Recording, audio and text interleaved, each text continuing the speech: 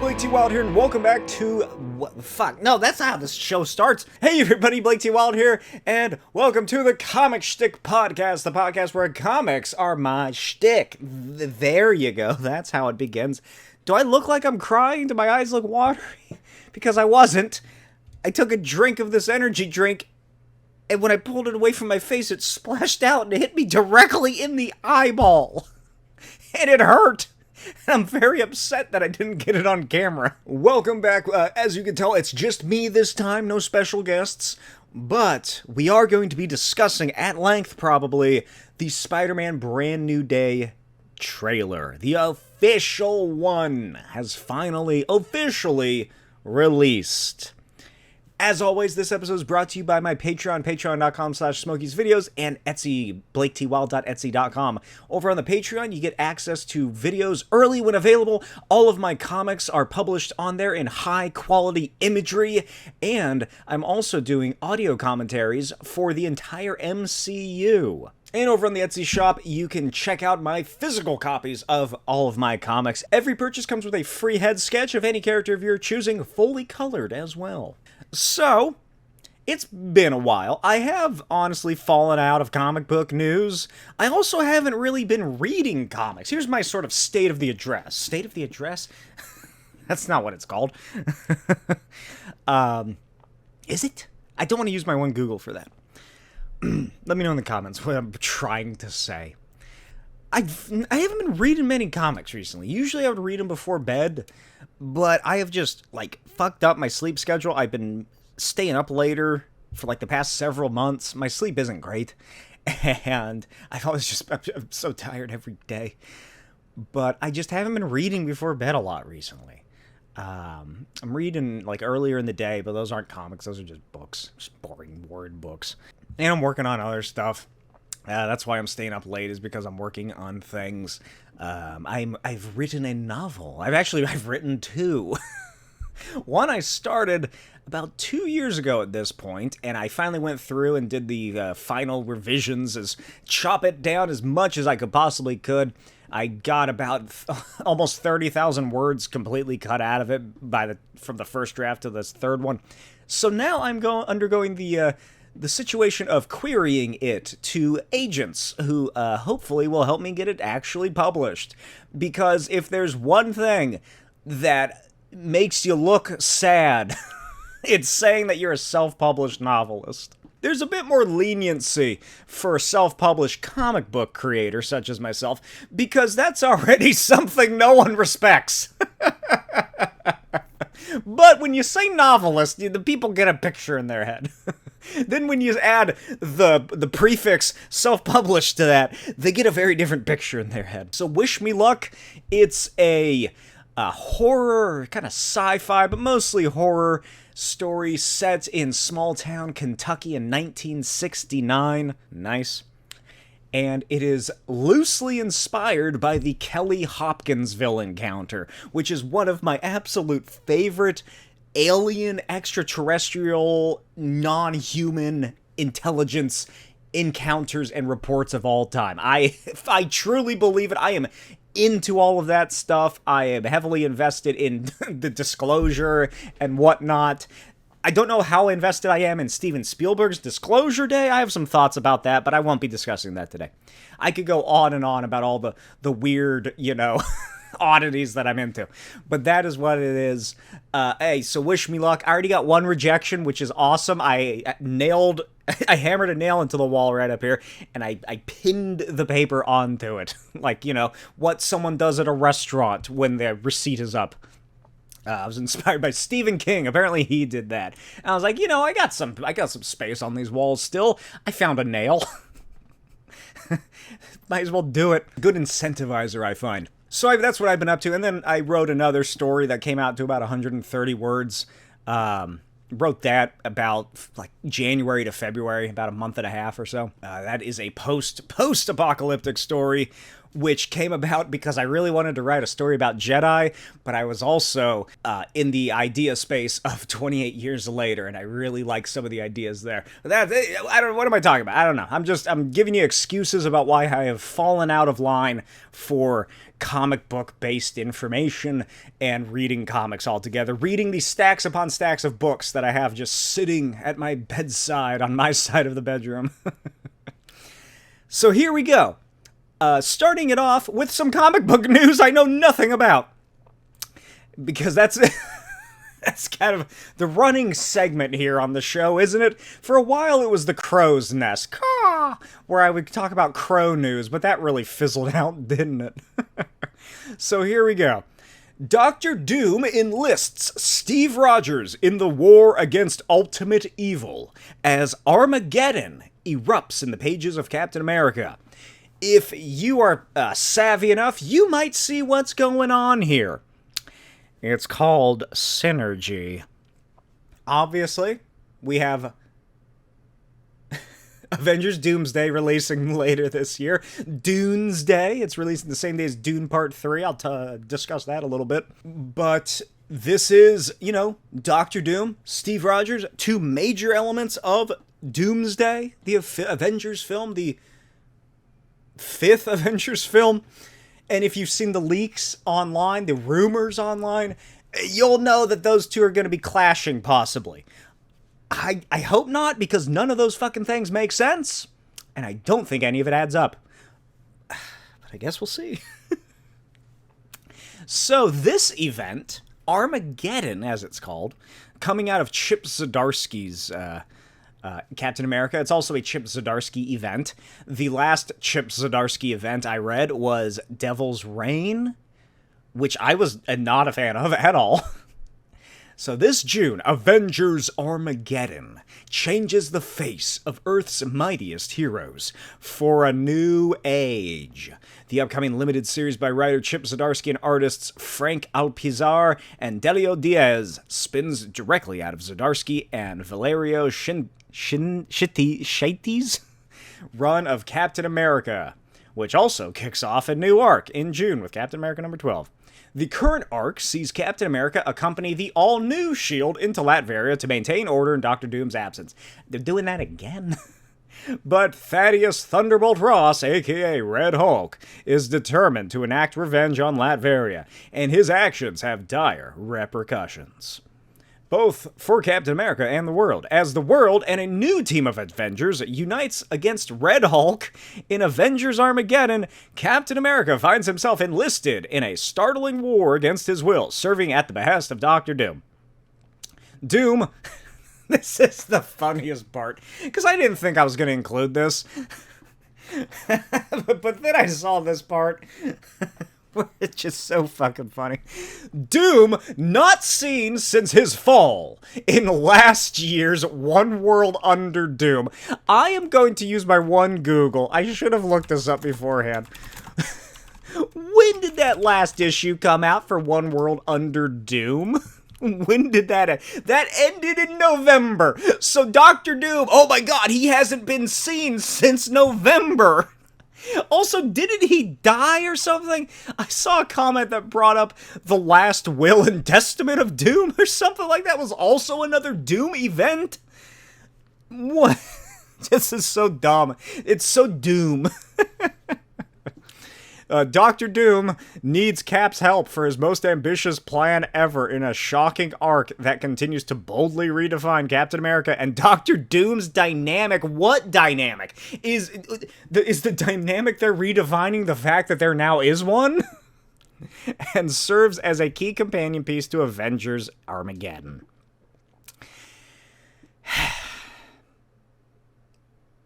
Event comics.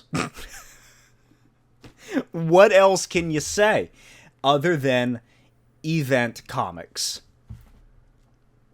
I don't know. I'm not gonna read it. I don't give a shit. I just thought it was funny, and I kind of wanted to make fun of it. But it also worked quite well as a prelude into, I think, this next topic. I don't know how long this episode's gonna be. Whenever I say that, though, they always end up being very long. But we'll see. Marvel's Unsustainable Comics. So this was in an interview Dan Slott did, in which he was quoted as saying, "We're at a point now where Marvel books are lined up for 5 issues at a time. If you, being the readers and retailers, don't pre-order issues 2 and 3, the books will go away by issue 5. Unsustainable. What? How is that ever going to work? Fuck. There are so many issues with this. Because one, it's, you gotta deal with the fact, hey, maybe these books aren't selling. But also at the same time, maybe if you give the creators a bit more leniency, company owned by Disney, you can get readers to pick it up when the story starts elevating. Because now what it's gonna be is that these stories are either barely gonna contain anything, or, well, why would they contain anything? If you go into this knowing that your story's going to be ending at issue 5, why would you ever plan out any further ahead of that? Right? Like, what would be the point of going on any comic that isn't, I guess, Spider-Man or The Avengers? Or, like, if you're not a big name, then you're going to be fucked. And why would you want to work for Marvel? But at the same time, now that Paramount has bought Warner Brothers, we're yet to see how that brings things into play. A company run by sycophants who work at the behest of a corrupt pedophile rapist and convict. A man convicted, I should say. So who knows what'll happen with DC Comics? Who knows what kind of stipulations they might be adding in the next coming years regarding how many books are released. Maybe it'll fly under the radar over at DC, and that'll be the green pasture that creators flock to. But really, this all winds to be, why would anybody want to continue working for Marvel, for DC, for these major companies, if they're not going to get a proper chance? What purpose does it serve? Name recognition, I guess. You're not going to get... What are you going to get? You're going to get a paycheck, I guess, maybe? A for-hire paycheck? You're not going to get health benefits. You're not going to get... You're not going to get anything from the movie royalties because they keep trying to figure out legal loopholes to fuck them over there. So why? Why bother at this point? People are going to be going to the place that Scott Snyder created with all the other comic book dudes. I can't remember what it's called. I don't recall. What is it? Please let me know in the comments what I'm thinking of. The one where it's a revolutionary soldier or something. Does he time travel? Is that what it is? I can't remember. Image Comics, obviously. Although that is practically the third, major mainstream comic book creator, publisher in house. Skybound, which is just an offshoot of Image. Like, why would people even want to continue doing things for Marvel? At least this is from my point of view, is like, if you don't make it worthwhile, then where's the care and attention? And that's the big thing, is that the people in charge of these things, they don't give a flying fuck about care or attention. They want growth, they want constant growth, they want constant money rolling in. And if that doesn't happen, then who gives a shit? They're gonna fucking start making their own AI system to whip up goddamn comic books. And eventually it'll be, oh, well, did you read Dr. Doom X Captain America, Volume 6, Issue number 3? Of a 12-issue maxi series?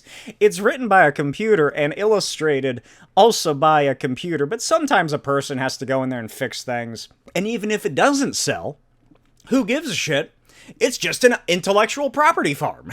Not that there's anything inherently wrong with that.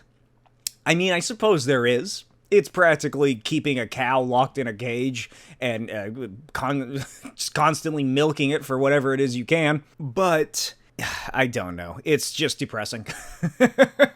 It's depressing because far too many people are going to run with it. Far too many fans and readers are going to run with it and be okay with this happening. Oh, who gives a shit, mate? Well, if nobody's buying the books at issue number 2, then maybe they shouldn't have ever released it to begin with. Maybe they should just make more Spider-Man. Maybe they should get rid of the black characters. Maybe they should get rid of the women characters and the legacy characters. You know, you start delving into those kind of straw man arguments about why these policies are okay. And that's an issue as well. That is the fact that, without a doubt, people are going to continue buying these books no matter what. Obvious example being anything from Spider-Man from the past 10 years, which is just constantly met with pure vitriol and hate by either the majority online or the vocal minority. But it seems like it's a lot of people. And then, of course, that discourse gets picked up by the people who don't read comics, and then it becomes, that mimetic process builds up across the globe, so everybody's like, oh, Spider-Man's a cuck. No one likes reading Spider-Man anymore, he's a cuckold. Why would I read that? That's garbage. I'll just wait for the next movie to come out, where he's also a cuck. Oh, man. This is all to say, we need to democratize comic books, ladies and gentlemen. We need to stop buying from these mainstream retailers. We need to start supporting fucking Etsy shops and comic conventions and artist conventions. Who gives a shit if the cover doesn't have a barcode on it that you can scan? Pick it up. Pick up actual comics by people who care. Obviously, people in mainstream comics care, or else they wouldn't be there. But the people making the comics are not the ones that are creating these policies and pushing forward these all too controlling ideas and aspirations. So, buy independent comics. Buy original comics. Make your own independent comics. Publish them online. Get them printed online. Say, fuck you, Marvel. Fuck you, DC. I'm doing it my own way. Superman's gonna be public domain in, 5 to 8 to 10 years? Batman's coming with him. Boom, there you fucking go. You can start your own independent comic series right now, and you can release them however often you want, however often you're able to. And eventually, you can put the original Superman in there. Erik Larsen is the guy that people should look to when they're getting into independent comics. I've gone over it again and again. There's a lot you can say for and against Erik Larsen. I love the guy. He does it his own way. He makes his own comics. He is the sole person behind it, aside from, the colorist and letters and all that. But he's the dude making things. And that is an aspirational quality I feel far too many people let slide on by. Especially in this day and age where our corporate overlords and our capitalistic hellhounds try to bear down upon us this idea that we are nothing, that we must sit idly by and let nothing happen and just consume while we are told what we should think and how we should consume it. Do not be the consumer, be the consumee. Kind of lost it there in the end. But, yeah, that was very disheartening of a thing to hear regarding the House of Ideas. But this does lead into my next topic, which worked very well. And that is that Grant Morrison has dissed... Sounds so stupid.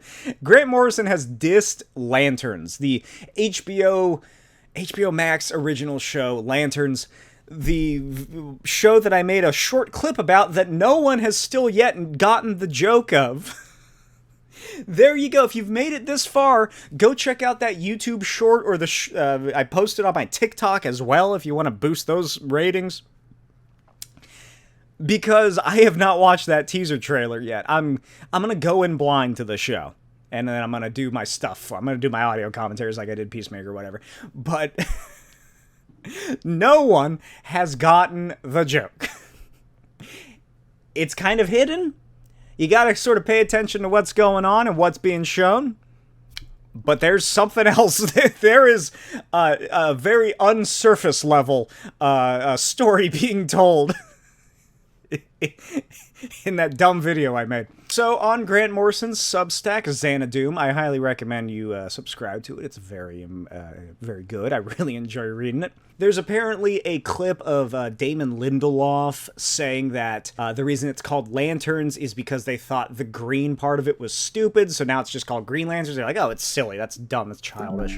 What on earth was that? Jesus. That scared me. So Grant Morrison, in reply, wrote this. Now, here we go. Get ready for my Grant Morrison impression. TV writer-producer Damon Lindelof's comments notwithstanding, the green in Green Lanterns. Green is not stupid. Why does a writer attach himself to this kind of narrative if he thinks it's fundamentally stupid? You don't hand CSI scripts to patronizing writers who condemn forensics experts and their haircuts as stupid, so why hire people who are ashamed and in denial about the comic book material that they've been assigned to develop? Why don't they turn down the jobs they're not suited for? It's not like he needs the money. And Lindelof has proven that he can come up with his own ideas. And what does this jokish dismissal of superhero conventions intend to prove anyway? Does Lindelof imagine it makes him less nerdy? It's a bit too late for that, so what's it all about? The only people who give a fuck about Green Lantern... Let me try again. The only people who give a fuck about... God damn it. The only people who give a fuck about the Lanterns TV series are Green Lantern fans. Why alienate them at the start? That feels more like stupid. Green Lanterns is such a more evocative and dramatic title than Lanterns, just as Rise of the Red Lantern is a better movie title than Rise of the Lantern. And anyone who can't grasp why that is shouldn't be anywhere near the superhero stories. The show might even be good, but how much better could this stuff be if studios were willing to hire the right people for the job instead of phoning their embarrassed friends to water the source material down? Hollywood will die of insularity and inbreeding. So after, if you're still here after that, what Morrison's saying is fully true, and I agree completely. I've been saying for years when I complain about movies and industries to my friends who could not give less of a shit, how ridiculous it is that major studios and companies continue to push these people who have been in positions for the past 30, 40, 50 years to the forefront instead of letting in new people. Sure, part of this comes from jealousy maybe, or, an incentive that I would like to be in that position, in those intro positions someday. But it also just comes from basic understandings of how anything can continue to function. It's almost like having a president who's 80 fucking years old. Why do you continue to let these old voices regurgitate themselves? Well, I know why. Especially in comics. I know why. And it's called nostalgia money. God almighty, do they fucking still push the aspects of Image and 90s comic creators. They're still doing stuff with Todd McFarlane, trying to get him to come back to Marvel to do a cover or a pin-up here and there. Rob Liefeld continuously comes back, and then he burns a bridge, and then they build it back up again because he sells comics to the middle-aged men who are the only fucking people buying comics anymore. And Morrison is totally correct. I agree with Grant Morrison in pretty much everything that they say. What is the point of that? Or truly, what is the it is this source of embarrassment, which you would think would be gone by now, especially with James Gunn being in charge of the DCU with that other guy, Peter Safran, of we can engage with the silliness. We can understand it. But I think what it is that in our horribly dystopian post-modern stage of life that the world is currently in, sincerity is seen as a flaw. Sincerity is something relegated to being made fun of. Oh, you think it's fun that Captain Marvel talks to a giant tiger man? and it isn't played up for laughs because it's stupid? You're an idiot. You think Green Lantern's cool? You moron. Now give me your money, because I know you're going to subscribe to HBO to watch it. Fuck's sake. Let's just stop watching this stuff. Let's stop fucking watching it. Just don't watch it. Well, that's the big thing. I've said that time and time again. Don't watch it if you don't want to see it. If you don't like it, then God forbid you watch it. You don't watch it. Why? It goes back to the Spider-Man fan base. Why do you keep doing that to yourself if you know it's going to upset you, if you know you don't support the creative decisions being made, etc., so on and so forth? Then why continue to do these things? Just don't do it. Make your own. Come up with a fucking Green Lantern parody and make your own Green Lantern comic. Take this premise, which is not an original premise. It's... Fuck, what is that show? What's that show called? With Matthew McConaughey and they're detectives, and it's like a true story. I came up with it. It's True Detectives. It's True Detectives, but with characters from a comic book. I am hopeful about Lanterns. I do think that they just aren't showing a lot of the weird stuff, either because they do want to keep that a secret, and a big reveal for when it gets closer to release, or because the CG, just isn't there yet. It's not done yet. So they don't want to release like an inferior looking product and then get shit on for it by, everybody else who isn't already upset. But I am hopeful, and I do hope that Lanterns implies that it won't just be about the Green Lanterns, that there will also be other Lantern Corps. Like that, to me, that seems like what it might be implying, right? But this has been a very angry episode. I don't know what's happening. I don't know what I'm doing. I've become so lively and everything over the course of barely 30 minutes. Let me know what you thought of Grant Morrison's thoughts. What do you think about Grant Morrison's outlook on lanterns? Grant Morrison's Green Lantern run, one of my all-time favorites. I love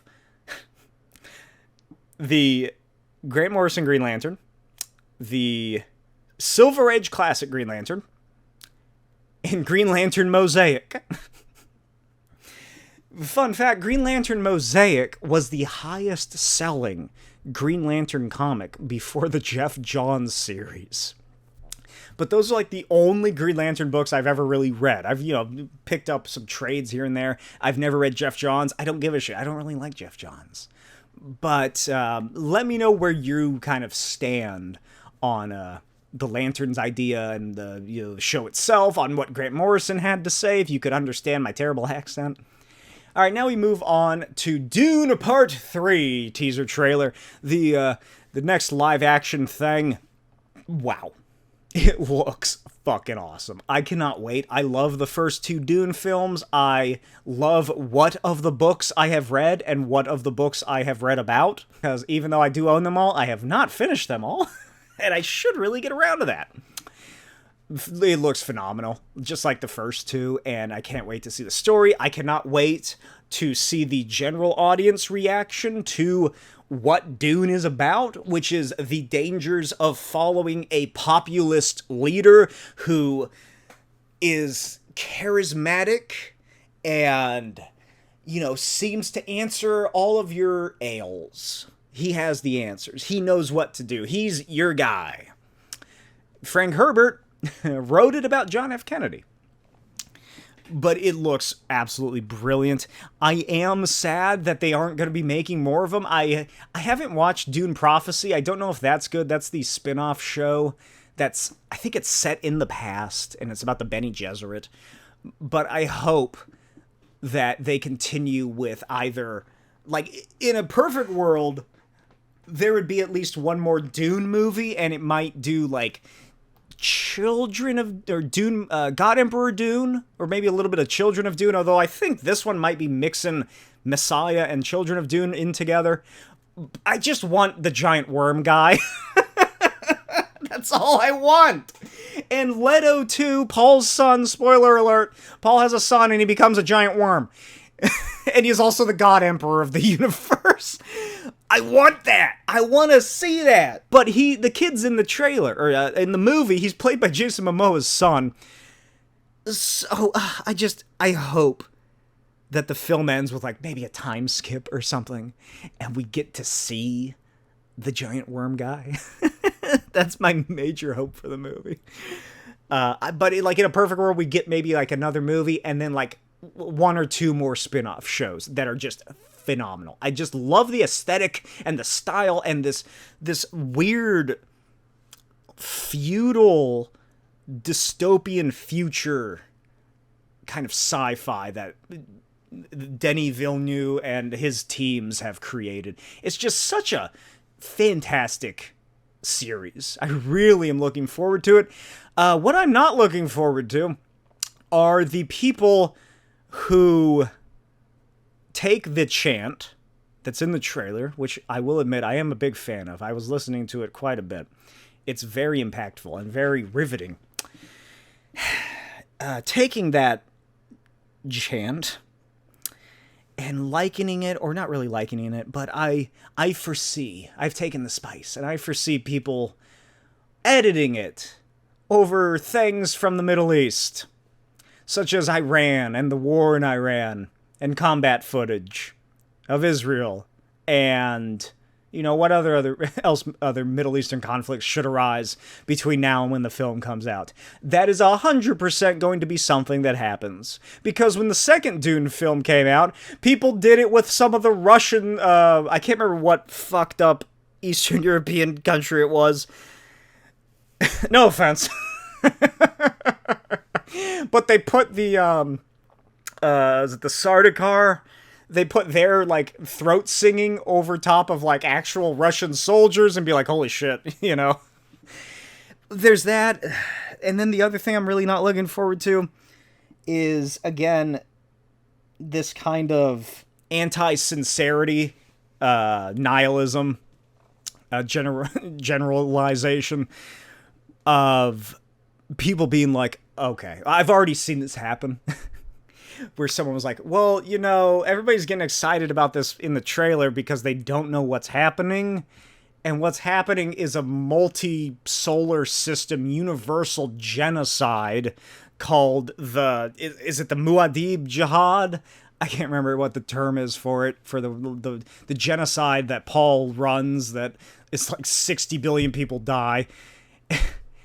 And when people bring this up, you get comments that are like, good. Oh, yeah, that's awesome. I know. Isn't that cool? I can't wait to see them murder all those people. They should do it over there in insert other country here.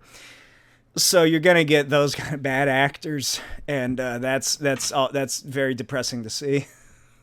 I'm not looking forward to that. But I am looking forward to this movie. I'm trying to figure out if I want to engage in Doomsday. I've brought it up before, when the first Dune came out, my wife and I, we did a double feature with Dune and The Eternals. So we went and saw The Eternals, a 3-hour-long film.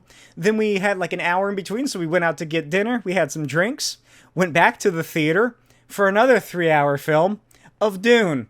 And my God, I loved it, but holy shit. Was that something I don't know if I can experience again?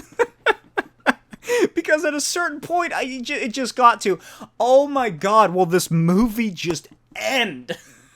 I want to go home. So I don't know if I'm going to do Doomsday. If I do, it's probably going to be alone. Like, maybe she'll join me for Doomsday and then leave, and I'll go watch Dune Part 3 by myself, which I'm perfectly fine with. I love going to the cinema alone. Great thing to do, because why is going to the movie theater a group activity? All right, moving on to the final topic of discussion. Looks like we're probably going to be getting this at an hour. Not going to be a short episode. That is the Spider-Man Brand New Day trailer. If you have not seen my first ever reaction to it, which I uploaded just the other day, then go check that out now. It's on the channel. I am not a fan. It looks good. I'm gonna see it, obviously, because I really dig the first 3 MCU Spider-Man films. I think it's definitely one of the top trilogies of the MCU. And I want to see where this story goes, and I'm looking forward to it. But then they adapted the other. With all the other shit that's going on. With Sadie Sink playing maybe Jean Grey or whoever. I hope she's not like a Morlun vampire or something. But, yeah, I have it loaded on my computer. And I think I'm just going to play it. And, where's the volume at? Alright, yeah, so it's... I brought it up with the trailer reaction. First of all, I'm not happy that they did bring back MJ and Ned. I was really hoping that Peter was just going to move past that and just, drop that part of his life, because I felt that the ending they gave them, all of these characters, was sufficient and good enough for Spider-Man. It was depressing, it was sad, and now he's going to... It's weird. It's kind of off-putting just how he's inserting himself into their lives, right? Like, that's weird. And he's stalking them on Instagram and shit. I didn't want them to be around anymore. I thought it was time for Peter to move on, which we all know he can't possibly do because he's Peter fucking Parker, a guy who sold his marriage to the devil. What else? There's the hand stuff. There's so much that is shown in this that I doubt most of it is going to be in the film. So here's my main theory. I've already discussed how I hope and theorize that the Hulk in this film will become the Grey Hulk due to some kind of Mr. Negativized power scheme. We still don't know if Mr. Negative is in the film or not, but he might be. Would they race swap Mr. Negative? Is he is Tyrell something? What is his name? The black guy who in the nice suit, who's in the fancy office in the trailer. Or is he could he be the guy who's like the evil scientist in that scene where like he's lifting his arms up and like we see all these robotics and like computers and shit. Looks like he has a 3D printer or something in this shabby little apartment.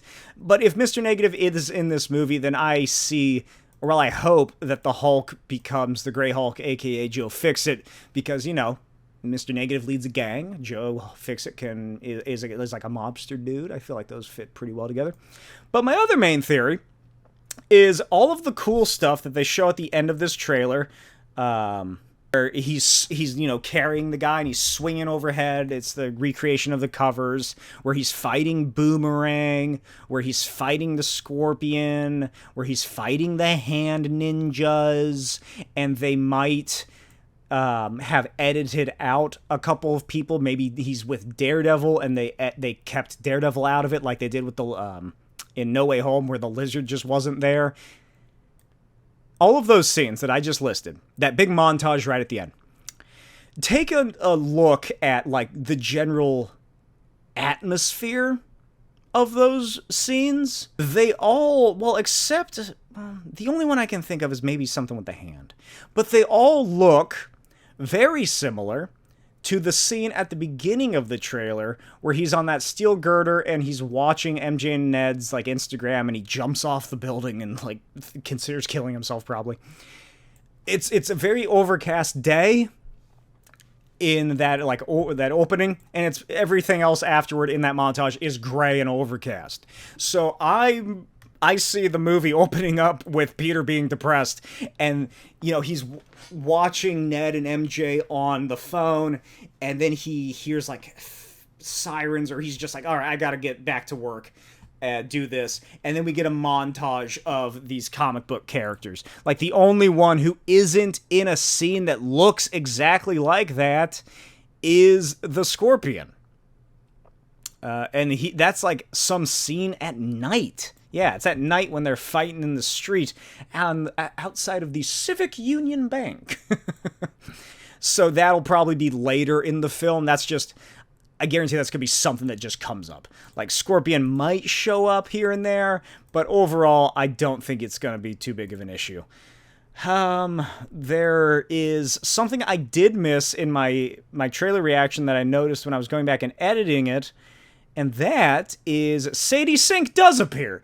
I said she didn't, she does. So at about 1:42, minute 42 in the film, there's a weird white room with the the wooden walls lift up, and it's Sadie Sink sitting inside, strapped to a chair. They've like recreated like a bedroom. There's a beanbag. She has rollerblades. It looks like maybe a stormtrooper bust. What is that on the table? But, and then it cuts to, like, closer of her hands strapped down. I did not even think about it when I was watching it. That's 100% Sadie Sink, and she's 100% trapped in that building that explodes immediately after, which also involves that APC that is rampaging through the city that Frank Castle chases after, that Spider-Man fucks up, when he destroys the battle the battle van.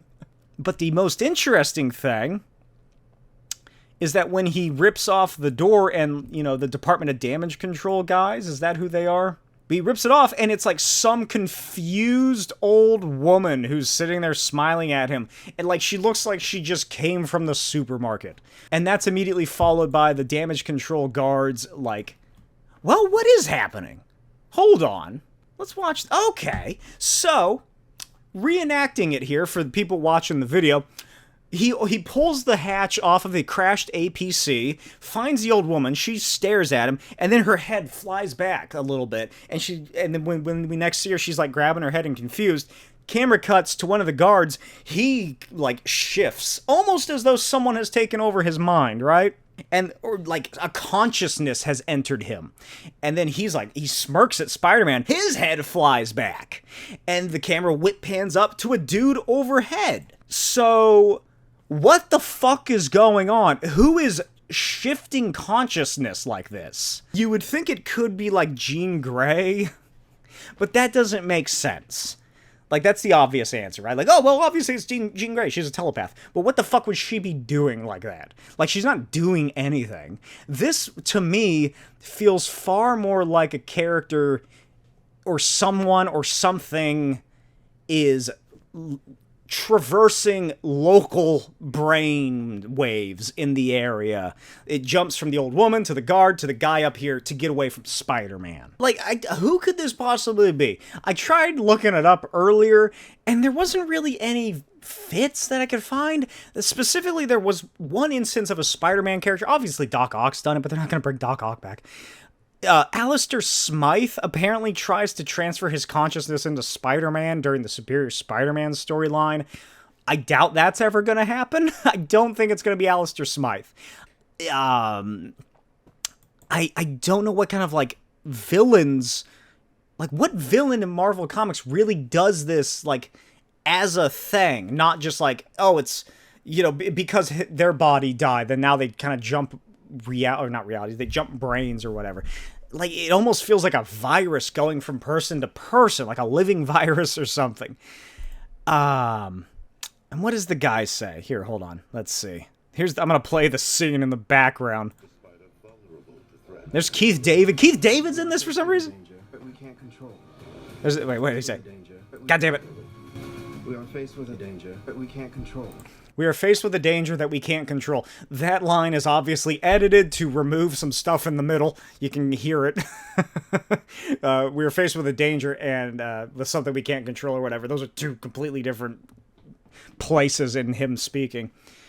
But that's during the scene where the brain shifting happens, and then we see the character in the lab. Those are definitely some big hands, so I don't think it's Sadie Sink. What a mystery we're trying to uncover here, right? What if it's Paul? What if it's Ezra Bridger, whoever he plays, right? Oh my God, could it be him? Is he the villain? Is Ezra Bridger the villain? Oh my. Is that what just happened? Is that what's gonna happen? Oh no! Oh no. There is a keg in the party that says the Jackal rum or something like that. Like, it's, you can barely fucking see it. I only saw it when I was going through and editing the video. There's a little keg that says the Jackal rum. Whatever, something along those lines. What if... I can't remember the dude's name, so I'm just going to call him Paul, a.k.a. Ezra. Oh, no. Oh, no. What if he's the Jackal? What if he is the Jackal and... I wish I could read what the fuck his shirt says. And he's in love with MJ, and he's also the dude that's in the lab later in the video, in the trailer, where he's, like, looking over his technology. He's like, oh, do you like what you see? Like, it looks like he's speaking to someone, maybe over the camera, or he's playing, like he's released and enacted his plan. Oh my god, please don't be the Jackal, please. Please don't be trying to clone someone and transfer consciousness from that body to a better body. Or, oh my god, is he going to be trying to steal Spider-Man's powers or something? Is that what's gonna happen? Is Peter gonna go to a lab and he's gonna get experimented on, and Ezra Bridger is like Bruce Banner's sidekick student, and he's gonna steal like the genetic code and steal Peter Parker's powers? Or, oh god, please don't let any of this happen. Oh no, I hate it even more. Oh my god. I hope not. Also, what is that thing on Bruce's hand? What is that like little glove that he's wearing? Oh my god, it is! Oh shit, I think I figured it out.